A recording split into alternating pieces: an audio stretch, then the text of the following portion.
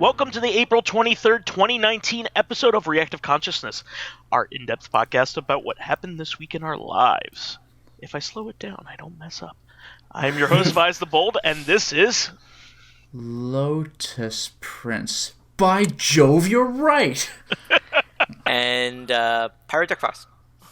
Whoa, he must be pro. He didn't even flub. Pretty hard to mess up in 3 words. Knock on wood. She sells shit. But anyway, we have some really interesting stuff here for Recon this week, actually. I actually wanted to first talk about a bunch of Konami stuff because it's kind of a follow-up for the last couple weeks. And I also wanted to follow up on the Genesis Mini news here, first of all. Some really cool stuff, and then we could go on to some even bigger like console announcements, which is pretty awesome. So the Konami Arcade Collection came out this week for all of the available platforms, I think for Steam, Xbox, Switch, and PS4, so pretty much everything. No Ouya, but that's okay. I was going to say no Saturn. In so long. I didn't even know that Ouya still existed. Yeah. But I'm pleasantly surprised with it, but there are a couple drawbacks I did want to talk about. So overall, I probably give it a B+. Spoiler alert, I give it a B+ in terms of quality as a collection. But I'll first I'll reiterate the titles that were included with this. Why would you announce what your grade was before saying spoiler alert?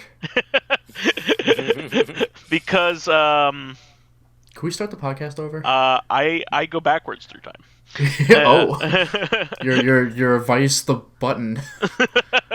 So anyway, so Haunted Castle, which is the arcade Castlevania game, Typhoon, aka Ajax, Nemesis, aka Gradius, Vulcan Venture, aka Gradius 2. I love that every single one of these games has an alternate title except for Haunted Castle.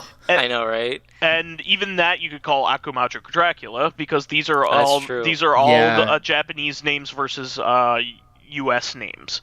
Yep. And the funny thing is, nobody in the shmup community refers to the first Gradius as Nemesis.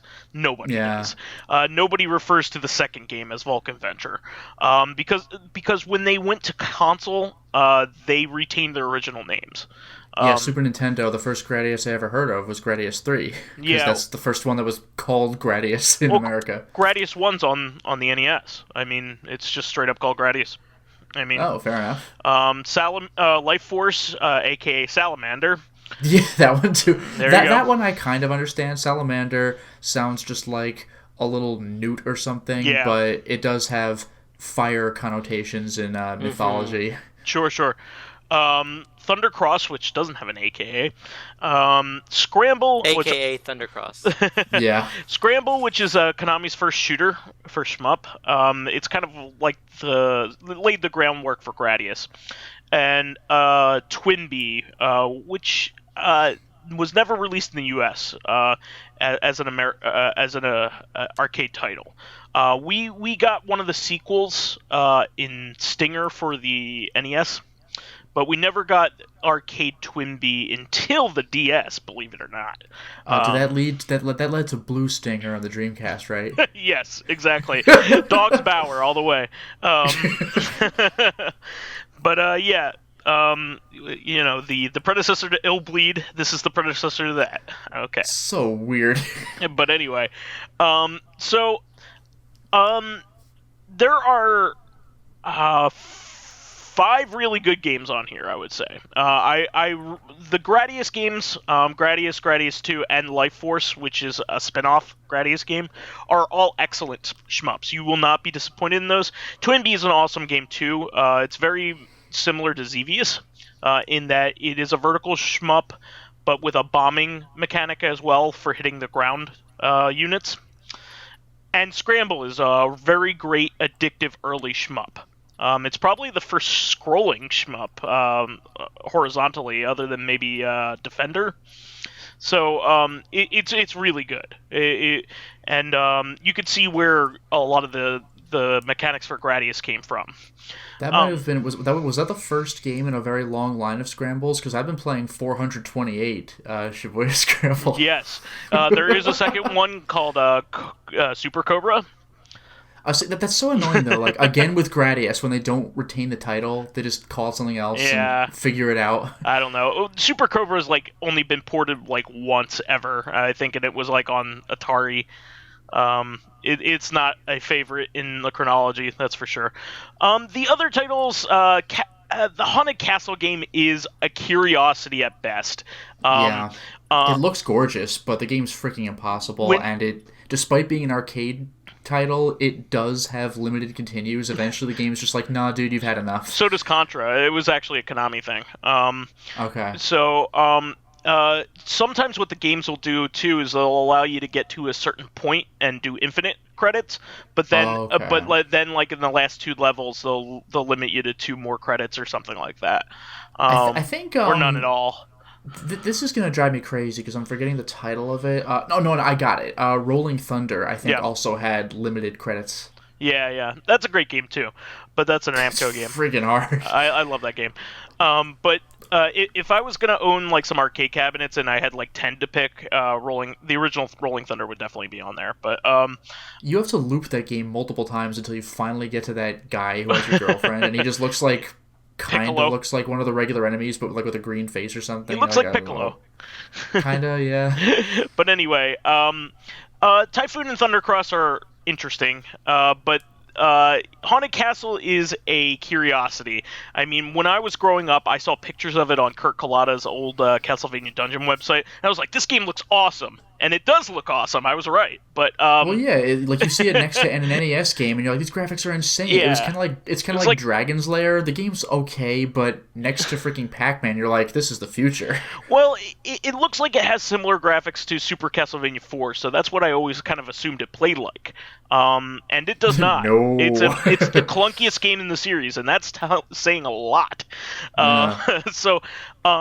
It is a very, very, very difficult and idiosyncratic game. It's worth playing a couple times. It has great music, it has great graphics, but it is hard as shit. And it even has an opening scene, because regular Castlevania, I think you just go. I think it was Castlevania 3 that gave you a proper opening scene in the Japanese version. Yeah, it has a similar opening scene to Ghouls and Ghosts or Ghosts and Goblins. Yeah, it does, actually. Yeah. So I would say that this is a great collection if you like shmups. If you're not a big shmup fan, don't get it for Haunted Castle. But I would also say that if you have access to a PlayStation TV, I know it's silly these days, but the Gradius collection on there is much more feature complete. Really? Yeah. And here's what I'm going to tell you. Why I give this collection a B+. It's not because of the content. The content's actually pretty good. So the bonus book includes a bunch of documents on the creation of the titles, which is awesome, and some interviews. It actually is pretty comprehensive, and has interesting stuff in it, stuff I've never read before. So that part's good. The emulation is good. It's done by Hamster. This is actually a bundle of the arcade archives releases of these games. I was wondering about that. Like, I didn't know about the shooters, but I know that, Haunted Castle has already been released on like PlayStation Network and stuff like that. All of these games are on the PlayStation Network right now, and you can buy them individually. Here's in lies my detraction. So a lot of their emulation options have been stripped out. So for instance, you can't play it vertically on your Switch.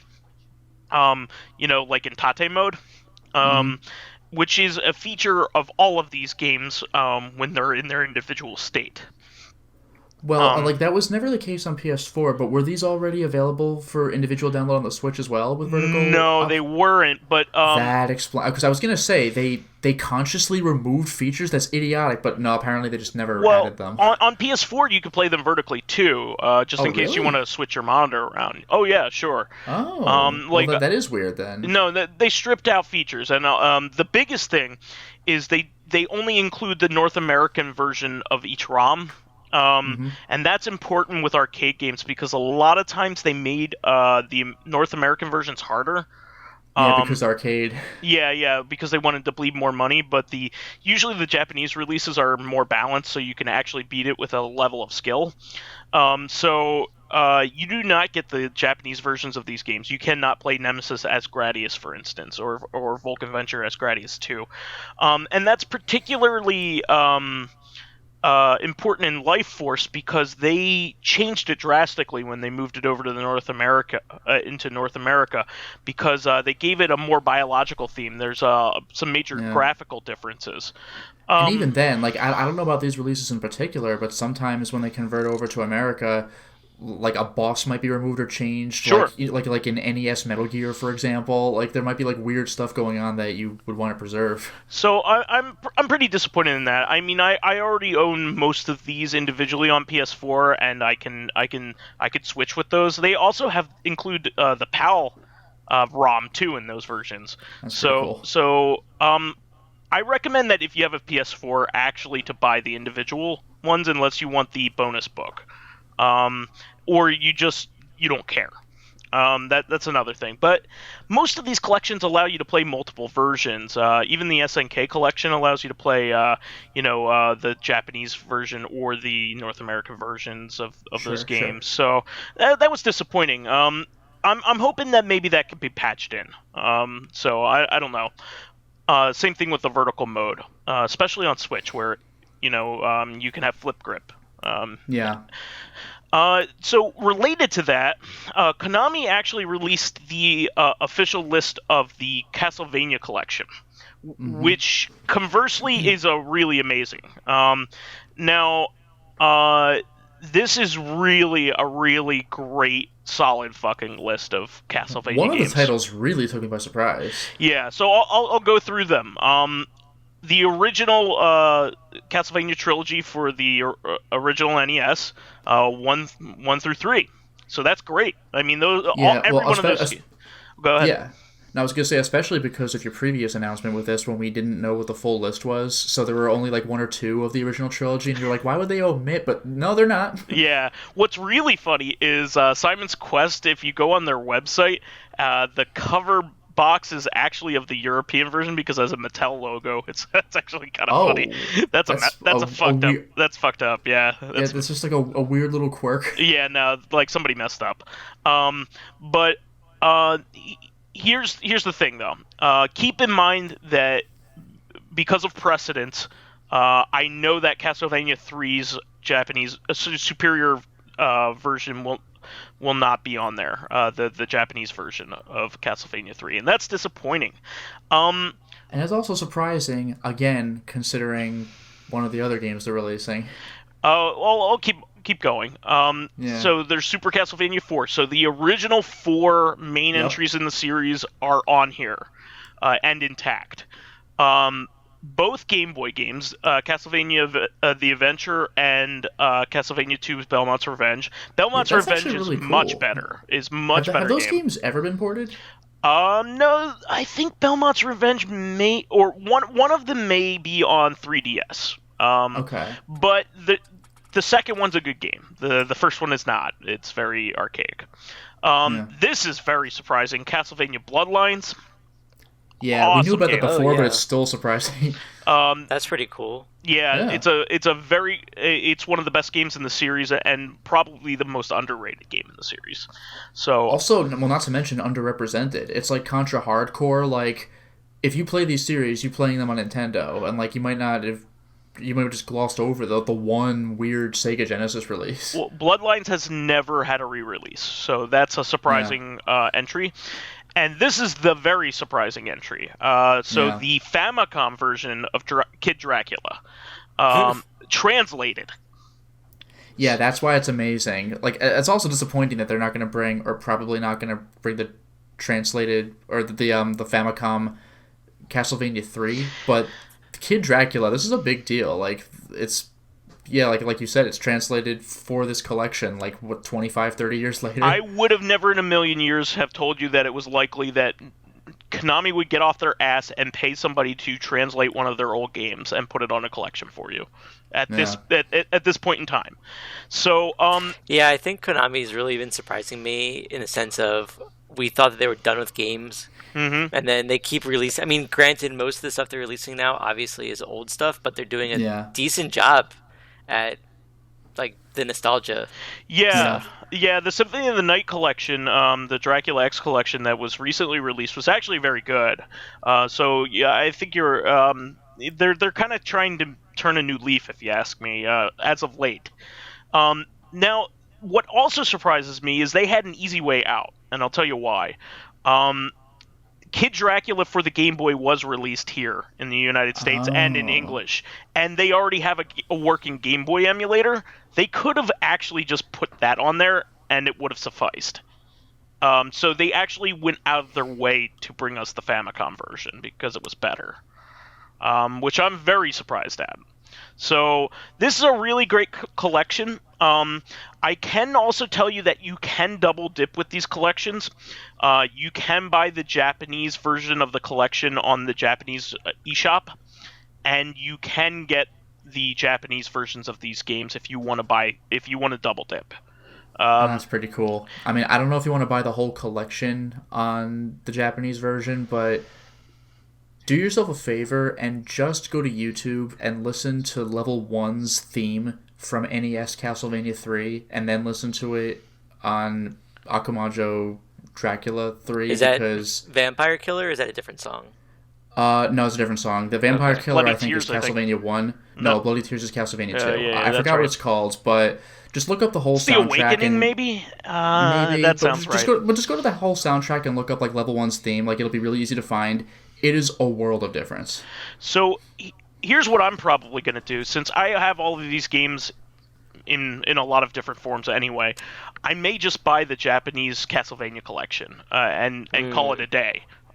Because I don't need Castlevania 2 in English on a Switch. I'll play a ROM hack of that. That's all fixed up. But I'll gladly play the Japanese version of Castlevania 3, and Super Castlevania 4 has some minor censoring, so they erase Medusa's nipples.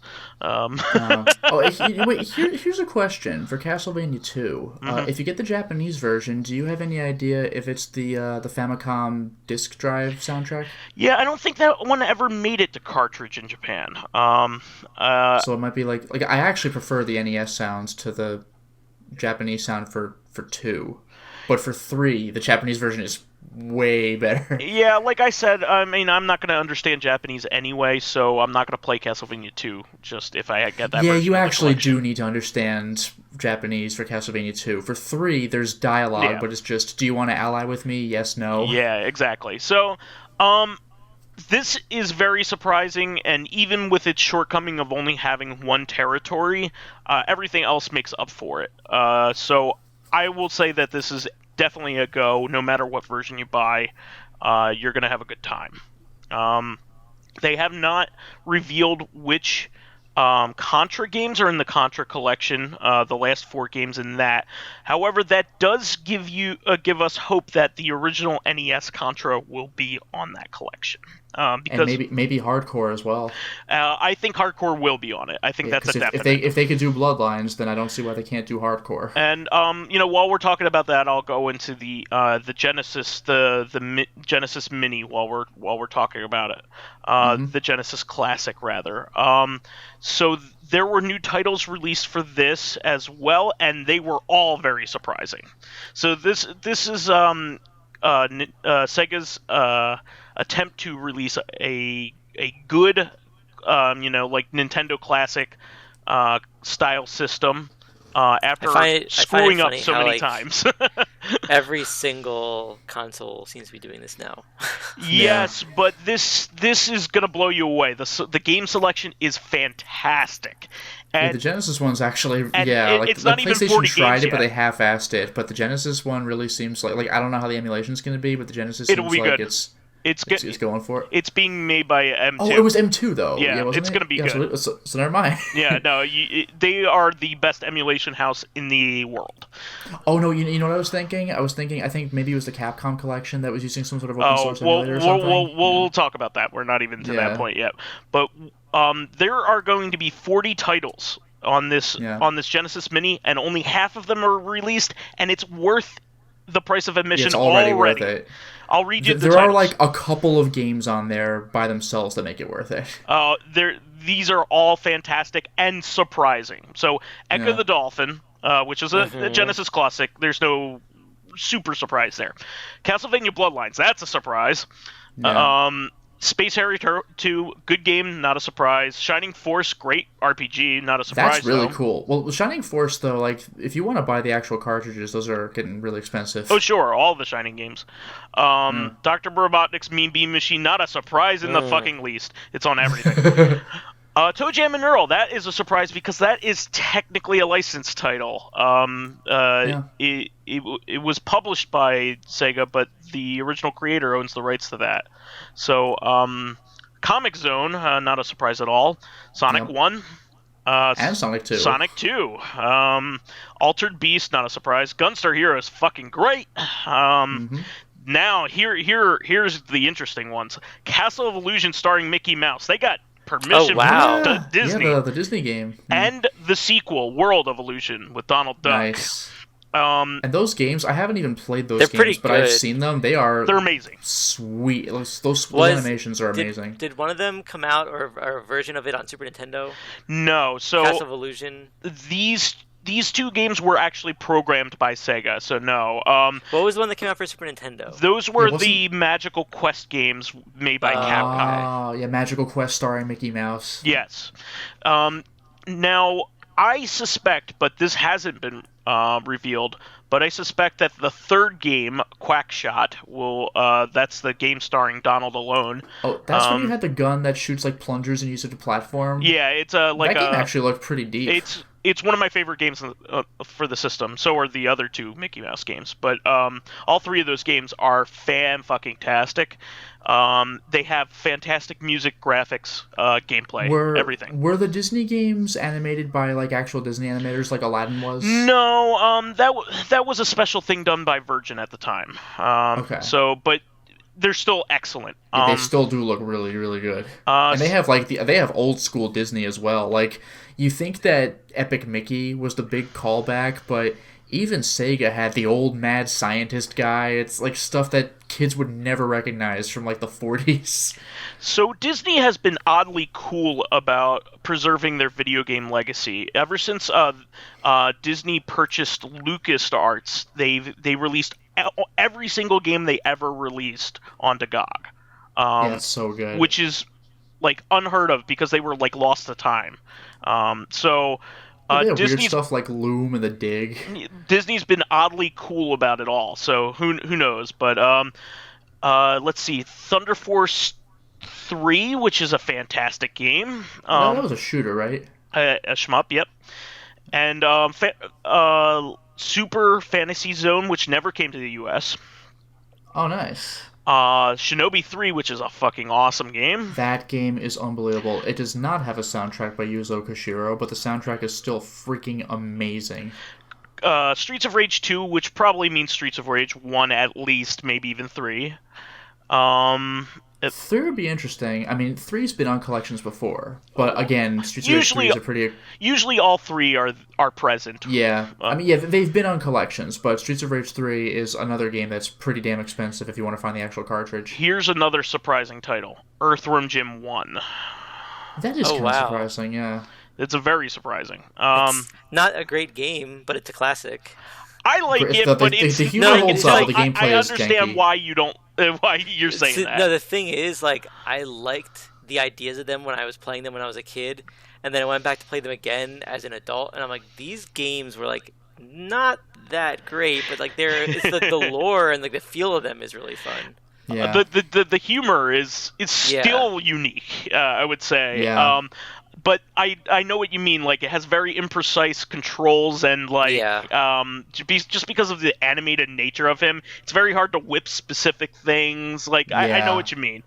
And some of the levels are really hard, like when you're trying to save the puppies. Yeah, perfect. I love that, actually. I'm good at that. But here's a surprising one, Contra Hardcore. That's what makes me think that it's going to be on the Contra collection. Yeah. And Landstalker, which is another great title. Yeah, it's pretty cool. Wasn't Landstalker... I forgot how this works. Was the Landstalker a sequel or the first game? It's the first game by Compile. Did it have like a sequel? So, Landstalker, we've talked about this with Old Man Stompy. Landstalker has a million weird spin-off progeny, including the Alundra games. Oh, that's what... Okay, all right. So, Landstalker, Time Stalker, Lady Stalker, Steel Princess, there's like a billion of... Dual Hearts is related. Yeah, Dual Hearts is like a take on Alundra, which I guess is a take on Landstalker. Correct. They're all kind of made by the same people. And there's also a game called Dark Savior on the Saturn. That sounds familiar. Okay, yeah. So yeah, Time Stalker on the Dreamcast as well. Oh boy, that covers that one. That one is well worth the price of admission. If you are a Sega fan at all, you should buy the Genesis Mini or again, Classic, like Vice established earlier, there are still 20 more games that we don't know about. Yeah, which will probably include the Streets of Rage games, and won't probably what was the other one that I mentioned? The third Mickey game. The third the Quackshot. Yeah. Quackshot will probably be on there. I'm gonna probably Revenge of Shinobi will be on there in one form or another. Thunder Force 4. I can see Revenge of Shinobi. Thunder Force 4, and of course being shoot 'em ups, like not really my type of game, but the soundtracks are just killer. They're amazing. So good. Already worth the price of admission. Like, the best games on the system are already on there, with maybe the exception of Aladdin, which I don't expect to be on there, but who knows? Although it is on GOG if you're interested. Yeah, Aladdin is the number 2 selling game on the system, or the number 3 selling game on the system, something like that. I remember on Super Nintendo, that was like the first game I ever beat. Oh yeah, and that was the Capcom. That was a very different Aladdin too. Yeah. Still I remember good, that. Though. I remember much better final boss than the Sega Aladdin, even though I like the Sega Aladdin general gameplay more, even though Aladdin only ever got a sword at the very end of the movie. Well, here is the next topic, which is really weird. So I was very excited and then let down, and now I'm just scratching my head. So the Capcom Home Arcade was announced. Oh, yes. Which has... It's Capcom's version of their Mini, even though they didn't make a console. Correct. Don't worry, it's fine. But it has the most exciting and perplexing list of titles on it ever. It does. Now, I'll go over these because this is pretty big. So Armored Warriors, which only just got a release on the Beat 'em Up collection.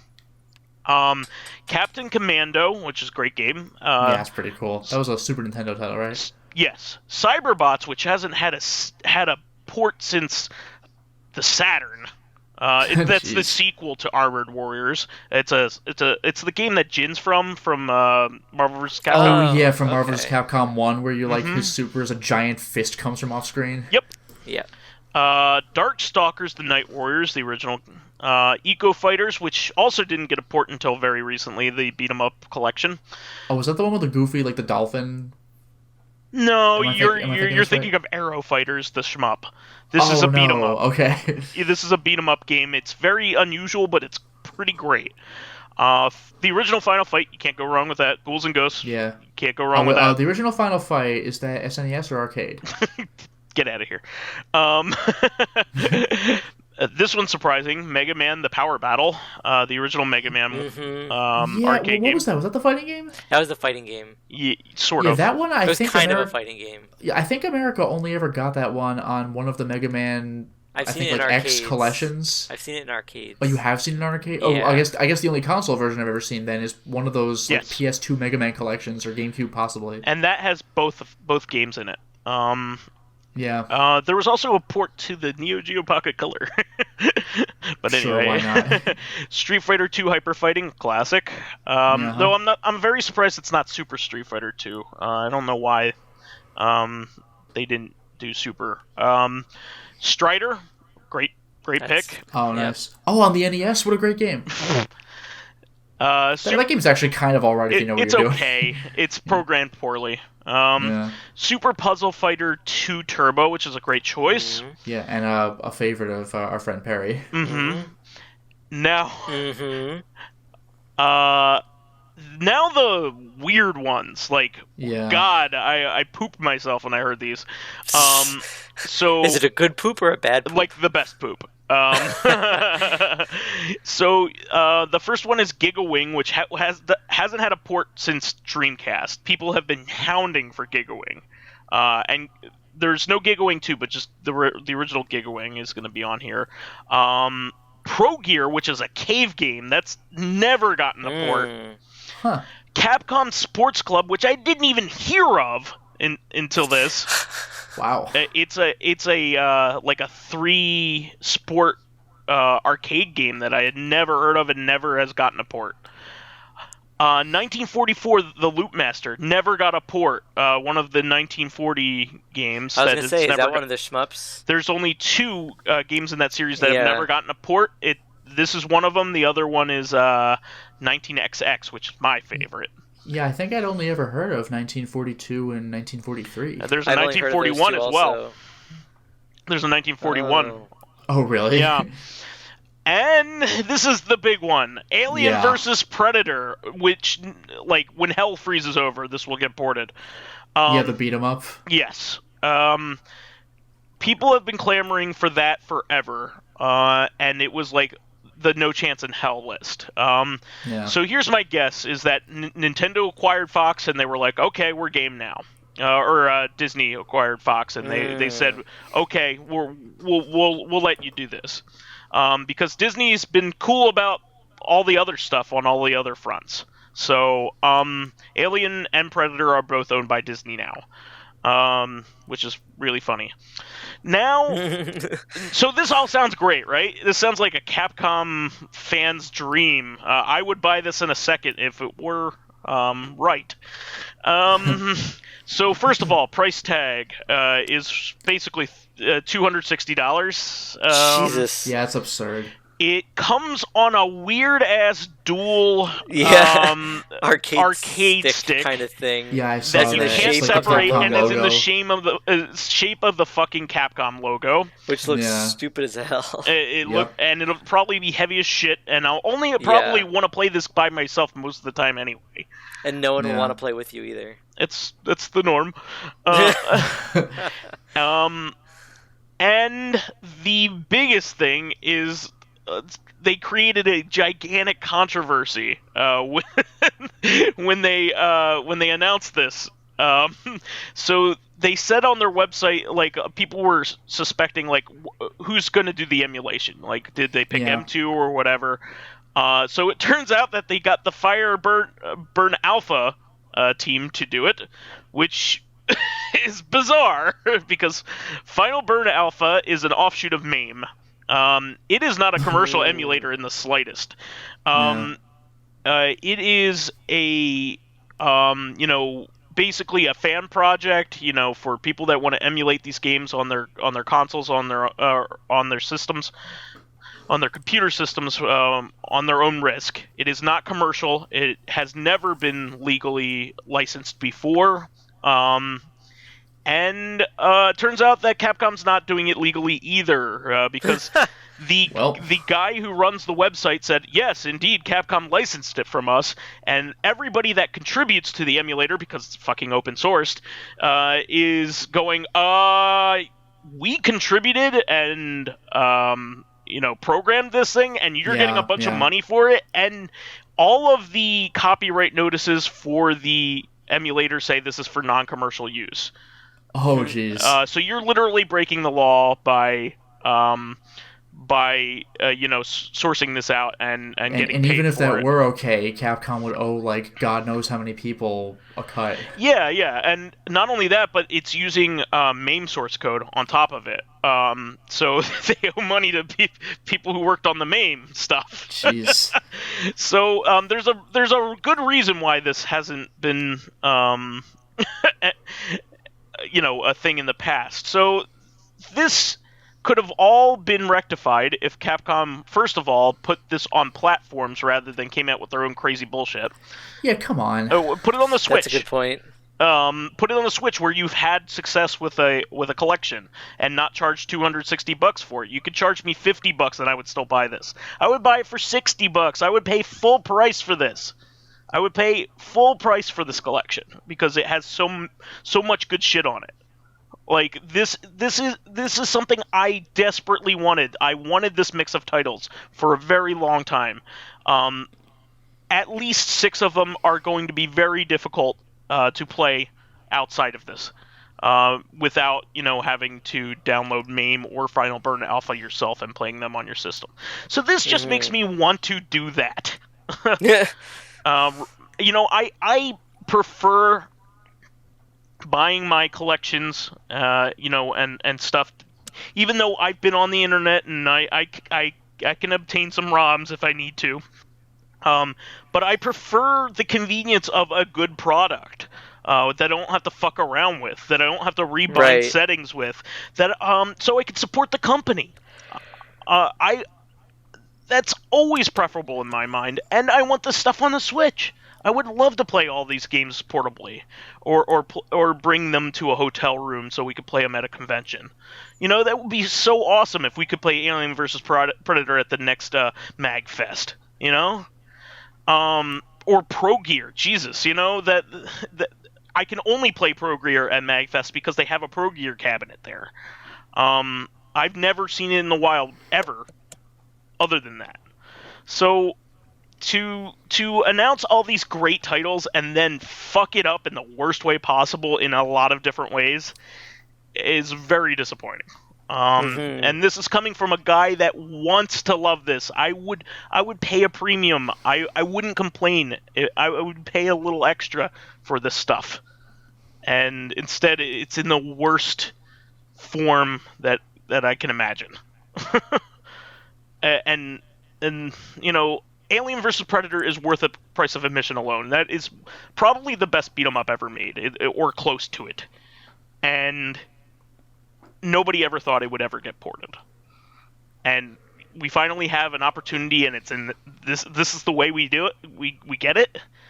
It's terrible. You could have gotten M2 or even like Digital Eclipse, who Capcom works with all the time, and put this on PS4, Switch, and Steam. It's so disappointing.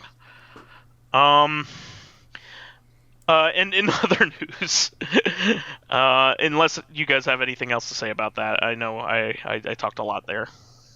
No, not really. I mean, like, it was funny because when I first saw that Capcom thing being released, I thought it was a fight stick. I didn't know what all the fuss was about. I was like, oh, it's not my aesthetic, but like I didn't realize at first that was the system. It's like, you've got to be kidding me. Yeah, nobody. That seems like everybody one of those, thought it was a joke. You know what that looks like? That looks like something where in 15 years you'll have some retro YouTuber who talks about like obscure game systems. Like, bet you didn't know this was a thing, and it has weird games on it too. Well, Capcom did have its own video game console, the Capcom Arcade Switcher or whatever it was called, where you could literally buy like weird ass like kind of like Neo Geo, like weird ass like home conversions of their actual arcade games for like $200 to $300 a pop. That was a thing, yeah. But anyway, that's about the same price as Neo Geo games as well at the time. Yep. Well, no, probably more. If you were an arcade operator. But you mean for the home versions? Yeah. No, you're right. Yeah. Oh, and here. I should have said this with the rest of the Konami stuff. Time Pilot was actually released individually on the Switch. Another favorite of Perry's. Yep. Also Cuphead. Yeah, that's freaking insane. I still can't believe that. That's actually pretty funny that Time Pilot came out on its own like on the side of the Konami arcade collection. It's kind of we know this is the one you really want. Well, Time Pilot's like one of the best games they have, and it's one of their early great games. So it's surprising, but who knows. Let's see here.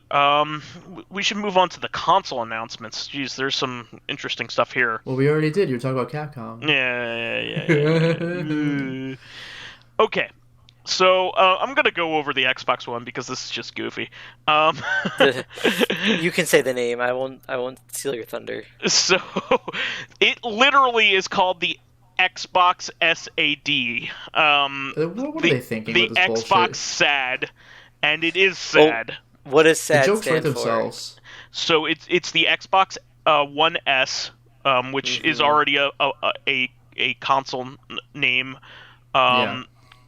And it's download.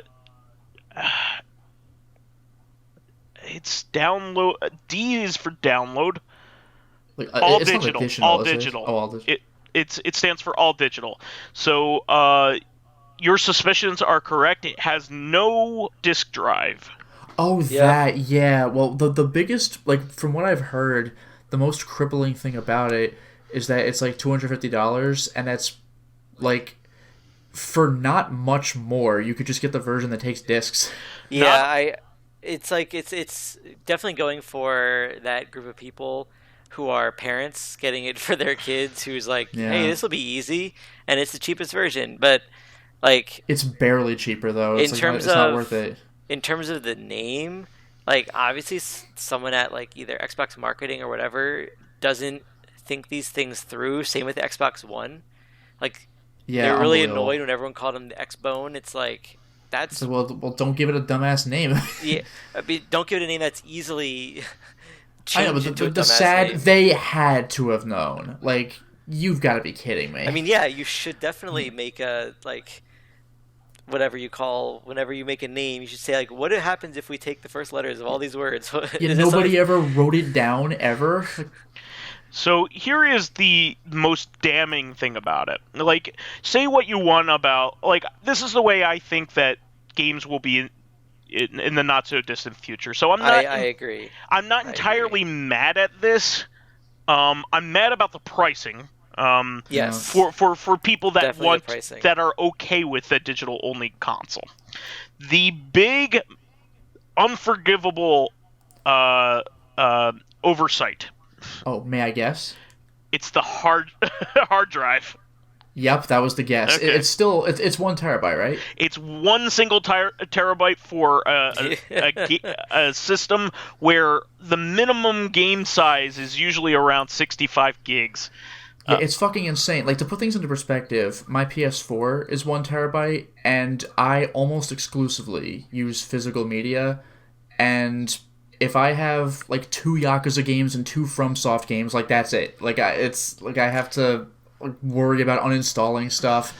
I can always put the disc back in and install it whenever I want to, but for a digital-only console, you can only re-download so many times. Was it 3 times on PlayStation, for example? Yeah. And I think it goes back to my thinking that this is a console meant for parents or grandparents to get their kids who don't know how big, like, games usually are, and don't know, like, what the benefits or drawbacks are of either. It's definitely going for a crowd that...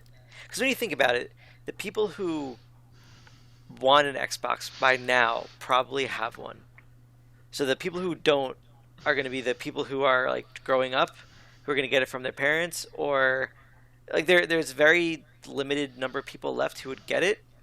So they're trying to find, like, the other niche markets who have not yet gotten an Xbox yet. Yeah, but considering digital only, though, this is a serious lack of foresight. I mean, it's not quite to the Wii U extreme, where you literally cannot play a single game, Fatal Frame 4, but still. What I'm saying is they don't care about that because they're not going for the people who will look into these things. No, I know, but, like, when you buy the system and then, like, you put, like, 2 games on it and then you're full, like, you don't want angry customers coming at you later either. Well, here's the funny thing. I could just imagine some parent buying this off of Amazon and also buying a game. Yep. Yeah, right? Yep. That's true too. Oh, I got Here, you like a game. I got you Halo 5. Yeah. Stick it up your ass. Yeah, right. Where does it go? I don't know. So, I'll point out that also this like kind of locks you out of the backwards compatible games, unless you buy the digital versions of those, Well, which you can. that's a little more understandable though, because like Pyro said, if they're going for the niche market, are those people holding on to their 360 games for this purpose? Like, You're right. I don't know about that. You're right, but it's still hella Yeah, I mean, I disappointing. don't like it, but There's like just a that's lot not of for me. weird things. There's just a lot of weird things with decisions made around this. Yeah. Like it's probably not gonna sell terribly poorly, but not terribly well either, and it's just gonna be like pretty average, and we're probably never gonna. When it comes out, we're probably never gonna hear about it again. You know what? Yeah, well, it's almost like the newer the Wii U systems, like the Wii U like minis that didn't have. You mean the Wii Mini? Oh, no, the Wii Mini. I was Excuse actually me. going to Yeah. mention the same exact thing. That's Yeah, what it but, like, reminds me of. The thing with that though is that came out kind of near the end of the console's life, because the Wii is largely about internet connection, and this one, it was cheaper because it didn't have the internet connection capability. This is kind of nearing the end of the Xbox One's life anyway. I mean, It they're is. probably going to be releasing a new console soon. Actually, that's a good point. well, yeah, we'll get to that real quick. But while I'm mentioning it, I did want to talk about a couple notable Xbox One backwards compatible games that just got added. So Fable 2 and Fable 3 joined Fable Anniversary.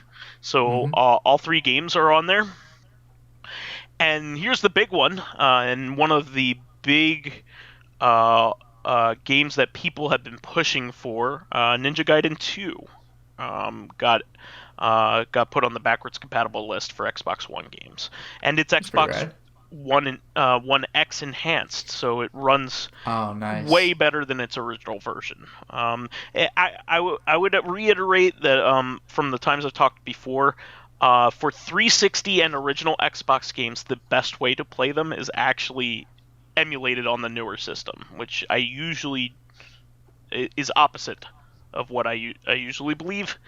But the emulation on these are top notch to the point where they run better. So they have increased frame rate and and loading times. So definitely, you could buy Ninja Gaiden 2 for your Xbox SAD if you wish. So Unbelievable. Like, come on. But yeah, we'll move on. So they announced this right after Sony actually released some info about the PlayStation 5, which was very surprising.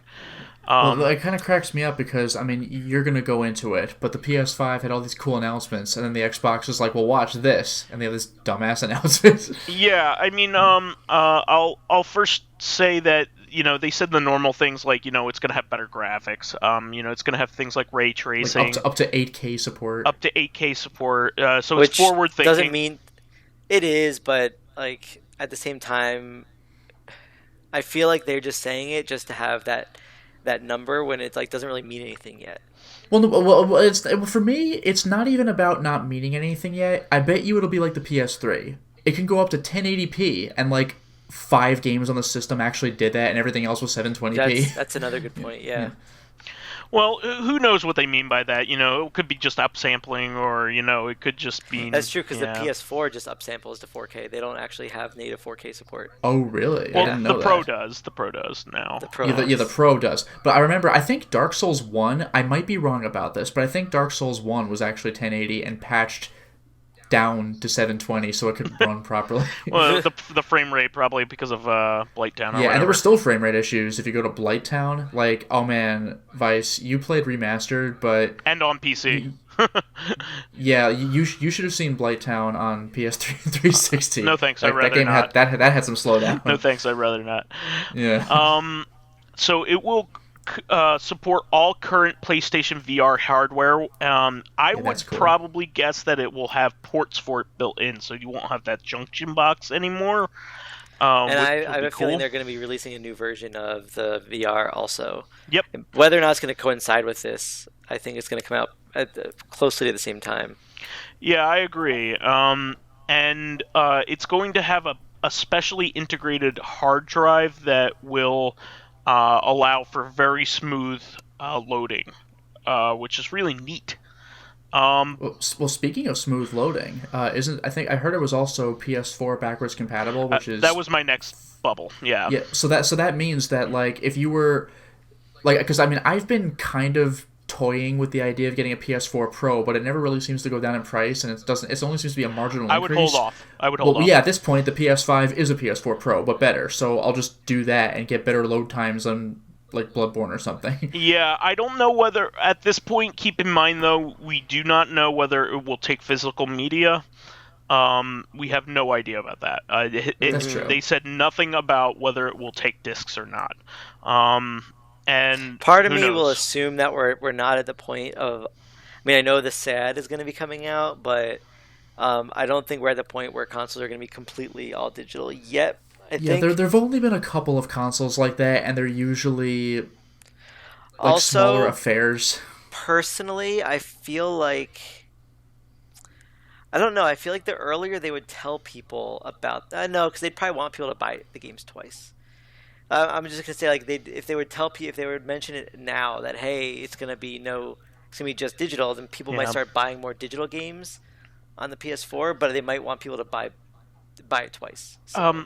Actually, at this point, I know you disagree with me on this, Lotus, but I may say that the digital versions of games have the advantage, and I'll tell you why.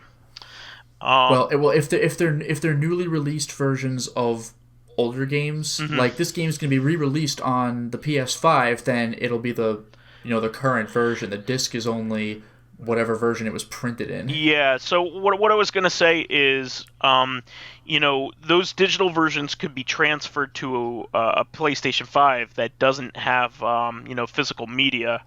That's true. Like the Wii to the Wii U. Exactly. And I've been thinking along those lines for a while now.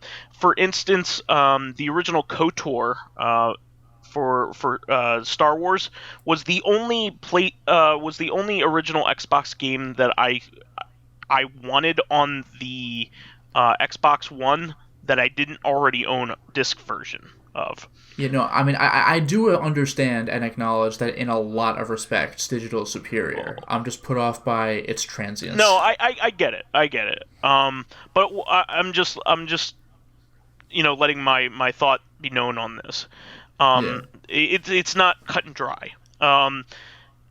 So I ended up buying that KOTOR, the digital version, because I played with the thought of buying a used copy. But then I thought to myself, something like this may happen in the future. So, and I would be locked out of playing the physical one from, the original Xbox. So, my thoughts on this are good so far. I mean, I'm glad that PlayStation VR was a success. Yeah, I still need to get that. It's same. I actually own 2 VR games, but like. I've done that before. I buy games before I get the system. Like, I have a couple Switch games as well, but I don't own a Switch. It is the number one selling VR system out there, and mostly because of the price. It's not fucking like $500. Yeah. Mostly because of the price, but also because it's still really good for the price. That is true. Like the Vive is realistically the better system, but the VR, but it costs an arm and a leg. That's the thing. It's like $1,200 for the whole system. Yeah, like the PSVR is far more accessible, and it is functional. Like it's not going to be your super gaming PC setup, but it works for the PS4 quality stuff, just like you'd expect it to. And it has a lot of the same games, and they play just as well. That's true. So, a lot of the really great experiences, like Beat Saber. That's freaking crazy. That game. Beat Saber's awesome, and Moss. That's a great game, and that's for all of the VR systems. I actually recently picked up.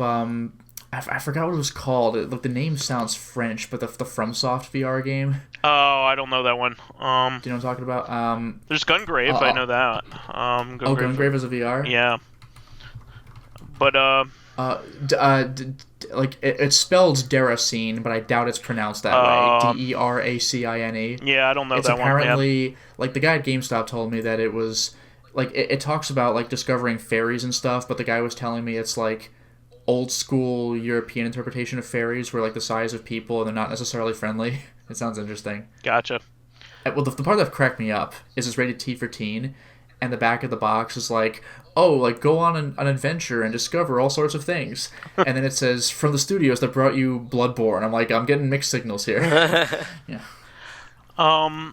And do you guys have any other thoughts on this? I mean, so far it's positive, so I'm like, yeah. I would like it to take physical media, but otherwise, I really have no complaints. I didn't even think about whether it was physical or digital. I think the thing that sold me, I mean, whether or not I get it right when it comes out, because I've stopped kind of doing that, but I think the fact that it's backwards compatible would make me more likely to get it sooner rather than later, because I know that I can buy it, and assuming that like there's nothing that I'm gonna lose from selling my PS4. PT. I don't even have that. So, right. But I'm just saying, like, if I can basically replace my PS4 with the PS5 and still get to play my PS4 games, oh yeah, I'm game. The only thing, no pun intended. Yeah, actually, no, this might not even be an issue. I was gonna say the only thing is like region locking, but since the PS3, there hasn't been region locking, so because like at first I was thinking, I can get rid of my PS1 now that I have a PS2. But if you want to play foreign PS1 games on freeloader with a freeloader disc, you'll still need a PS1. But that's not really an issue with PS4 to PS5, as far as I'm aware. Nope. All right. Well, unless they bring that back. Yeah, right. We just have a couple little small things. Joker has, of course, been added to Smash. Yep. And now it's actually been released. They did what they wanted to do, and I've been playing Smash again. Like, I'm not like a huge fan of Smash, but I know that my fiance got it for me for Christmas, along with the Fighter Pass, because she knew that Joker was coming out. Yeah. And I played you get to hear his music in Smash. It's cool. And I played it like for a little bit before Joker came out, and I did the World of Light a little, and then I kind of fell off when I was playing other games. But now that Joker's out, I've been playing that again. Getting really frustrated on some of the World of Light levels because they're utter bullshit. But some of them look rough, and some of them like there's a right answer for them. Like you should have these spirits equipped or whatever. That's true for a lot of them, but there are some that are just complete and utter bullshit. Like even no matter what spirits you have. And the thing that I find annoying, and I don't want this to turn into a huge like Smash conversation, but sure. Like changing the difficulty just changes the amount of damage you deal and receive. It doesn't change the AI at all. So really? Bullshit character. Like it might. That's ironic considering it might make them attack like a little less often. But there were some of the really, really annoying stages that I played in normal. I turned it down to easy, and they're still like pieces of shit. That's weird. I was gonna say that's ironic considering how fine-tuned the amiibo levels are and leveling them up, and like the game doesn't adjust. The actual base game doesn't. And it's like I'm not like a Smash pro, so if someone like lets us know that, oh no, the AI is actually a little bit easier, that's good to know, and that means that the hard levels are just meant to be really hard, but it's just kind of annoying. Yeah. But anyway, Joker's really fun. I'm kind of annoyed that he's a counterattack character because I really am bad at counterattacking. Like, who else does? I think Marth. Yeah, I was just going to say Marth. Yeah, Marth, Ike, down Mewtwo. B. Yeah, so like I'm really bad Little at Mac, like timing that. But otherwise, and also he's like I don't know if it's called a transformation character, but you need to get hit a certain amount of, like, to get dealt a certain number of damage, or get hit a certain number of times. Because if you block it, that still counts as getting hit. The amount of damage doesn't matter. And then you like transform and you call out your persona, and you're a little bit more powerful. Oh, that's cool. But it's a cool, like, playing against the AI is really fun. But I can see playing against humans is gonna be really annoying because you're gonna get your persona out and then it's just gonna be keep away, and because the persona, it's timed, not the amount of actions you do. So if the other person just runs away long enough, then it's like when somebody uses a final smash, everybody just leaves. Yeah. So but it's really fun, and I think that the coolest thing about it for I guess any of the listeners who've played Persona 5, and if you've ever seen it, you know how they have the all-out attacks. Like if all of the characters are knocked out in the Persona games, you can do an all-out attack, which could basically instant kill everything. So his Joker's finisher is an all-out attack, and they have these special cutout like cut-in scenes if you when you kill them, and in Smash, if you kill someone with his smash attack, his final smash, it does that cutout. And it has like the Joker holding his glove, and it just says victory. It doesn't go back to the battle at all. It's really cool. Oh, that's cool. That's clever. I love little things like that. The little things that they added make me really like it. And what's also cool, by the way, is that apparently Sakurai, the Kirby and Smash creator, is like a really big Persona fan, and he played the hell out of 5. So which, I'm sure I mean, I can tell he would love that too. He's put a lot of effort into this, and also seeing what they've added to it for this one fighter. It was like 11 songs, one stage, one character. Oh, damn. Like 7 or 8 spirits, or like 10 spirits. So I can see they're going to be doing this for every single character they add. So I'm kind of curious who the other characters are when they eventually announce them. Because I think there's like 2 or 3 more or 4 more for the fighter pass. I forget how many it was. But anyway, Joker's awesome. I don't know if people would like him if they're not a Persona fan, because he's basically just his attack range is very small. He's a pretty speedy character, obviously not as fast as Sonic, but a faster character. And he doesn't... is he like Little Mac fast?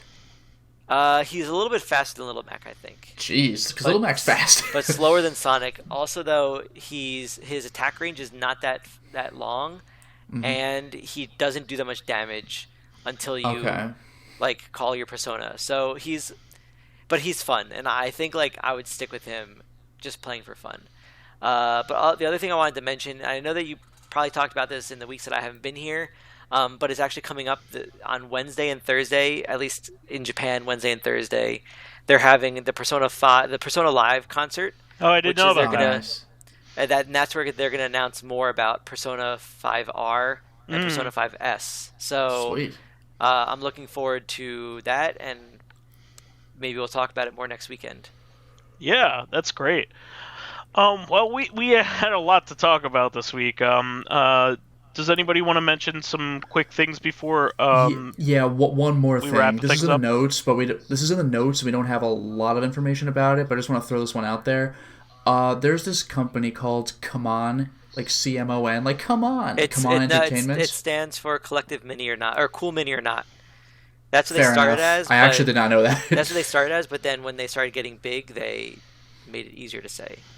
Okay, I wasn't aware of that. But they had released years ago a Bloodborne card game where like the dungeon is cards, and you want to draw better weapons and stuff. And it's interesting because players don't fight each other. You're cooperating to beat the monsters, but at the same time, you're still competing with each other to get the most experience by the end of the game, just to see who is declared the winner. And those people, like that card game is pretty fun. But those people are doing a Kickstarter, which comes out on the 23rd. So at the time of this recording, it's tomorrow. But by the time this podcast goes up, it'll already be in effect. And they're kickstarting a Bloodborne board game, which is interesting because I kind of would have expected Steamforged to do that because they did Dark Souls. But at the same time, Come On has already had Bloodborne, so maybe that's what the deal is. But it looks like it'll be another big board game with cool cards that call back to the game and figures and stuff. So would you say that it's probably gonna have cool minis or not? No, it looks like it will. Like I saw a pretty cool. Oh, it's okay. I can't believe I missed that. But like I saw like a picture of the cleric beast. It looks freaking sweet. Yeah, it looks really. I saw some of the like preview videos of how the game's played, and it looks actually really, really interesting, and it's pretty simple too. And I think it's cool. I mean, I'm going to steal your thunder a little bit, but because of one big thing about the Bloodborne games is the trick weapons, and every character, their mat is double-sided, whether you let out your trick weapon or not. So it's really cool. It makes sense. And there's also probably going to be the matter of like savagery, where you might recover health if you fight back, because that's a really big mechanic in Bloodborne, because there's no real blocking unless you use the crappy shield. The other thing is like, so you have to decide at times if you want to go out for damage or for dodging, because I know that dodging is more of a thing in Bloodborne. And then when I was looking at it, you play different scenarios. And every scenario, you have a time limit. and you can go back to the hunter's dream to like level up your characters, but when you do that, all the enemies respawn. Yeah, that's like the card game. Yeah. It's kind of like the card game. Like in the card game, the enemies stay injured, but you can recover all of your weapons that you've used and stuff like that, because the card game was a little quirky in that you had 4 or 5 cards, and once you use a card, it's used. So you use a weapon, it's gone. Like not discard pile gone, but it's used. So you have to you get fewer and fewer options. So if you want to return to the dream, then you can reset your hand. What's interesting though is if you're saying the Bloodborne board game looks like it might be easy to pick up, that'd be nice, because I've played the Dark Souls board game a couple times and I like it, but it is hard to learn. Like, it's pretty rough. My friends and I were playing for 45 minutes and we're like, oh, wait a minute, we were doing this one thing wrong the whole time, or we missed this thing. Like, the same company released the Resident Evil 2 board game, and that was way easier to pick up. Like, Dark Souls makes sense once you get it, but it was convoluted. Even though Vice brought his to a con, let's play it in the game room or whatever, and we eventually played it in one of our rooms, but, that is not a game that you go to a con and just pick up off the shelf from the library or the board game room, because you're not going to start it by the time it's time to leave. Yeah, even setting up takes a long time. And there are so many small parts. I don't even want that game in a public setting. There's so many tiny parts, and the game's hard to put away as well. I actually bought a foam insert from Amazon where you could put the game away better. So is that the name of your book? Tiny Parts, The Lotus Prince Story? It's not yet published, so thanks for spoiling. Yeah. The tape, yeah, great. But from what I've seen, it looks pretty cool. I mean, I don't know how easy it is to pick up yet, but from what it sounds like, it sounds relatively simple. But yeah, the Kickstart, I'm looking forward to reading more about it at work tomorrow. Yeah. When the Kickstarter's out. Well, I'll probably do it at work too, because I have 2 classes, but it's 110 and 610, so I'll have a good amount of time in the middle to just do whatever. Yeah. And I'll be doing it when I'm supposed to be working. Well, I think we covered a lot of ground this episode, so I think we should move on unless you have any final words. No, that was it for me, at least. How about you, Pyro? Final words. Okay. Perfect. That is the show for this week. Please remember to subscribe to the Corrective Consciousness YouTube and Soundcloud pages. While there, please give us thumbs ups, likes, and 5-star ratings on iTunes. Likings and 5-star rates. I also would like to ask you for a personal appeal to put some of the people that have been listening, since the very beginning. There are a lot of you. If you could put another 5-star rating on iTunes for us, if you have the time. There's only a few on there, but everybody has given us a 5-star rating. So just take a little bit of time out of your day to do that. And also, I know this is trite, and every YouTuber in the world says this, but please hit the bell. Smash that bell. Yeah, please click on the bell, because and I'll tell you why. They're probably not very clear on it, but you may not get a notification at all in your homepage unless you do that. Especially for a podcast I never understood like that. I never understood that at all, because that's what the subscribe button is for. Yeah, so now you have I don't to double subscribe. You could remove the bell and have subscribe actually work. Why not just do that? So a humble podcast like ours, that has 100 subscribers on YouTube, we have more than that, over the course of all the platforms that we post on, but on YouTube we have roughly 100. I think it's 90, over 90, 98, something like that. 93. Yeah, something like that. We're gonna get buried by the big guys that you listen to. I'm not gonna. And what Vice said is right, by the way. We are 100 times more humble than any other podcast. We're the most humblest podcast you'll ever listen to. You cannot hope to out humble us. My point being that this is a small tight knit group that is our fan base, and and it's stayed consistent, and that's great. But we want you to be able to watch everything as soon as we put stuff out. You know that we never miss a Tuesday, we never miss a Thursday. We always have it out. We've never missed a day since we started releasing podcasts. So one of us is always here to run the podcast. At least two of us have been here every single week for you, twice a week. So please do us that favor. That way you can listen to us timely, especially Recon, with how timely that is. So all this stuff helps promote and spread awareness of the show, and any bit of encouragement helps keep the show going.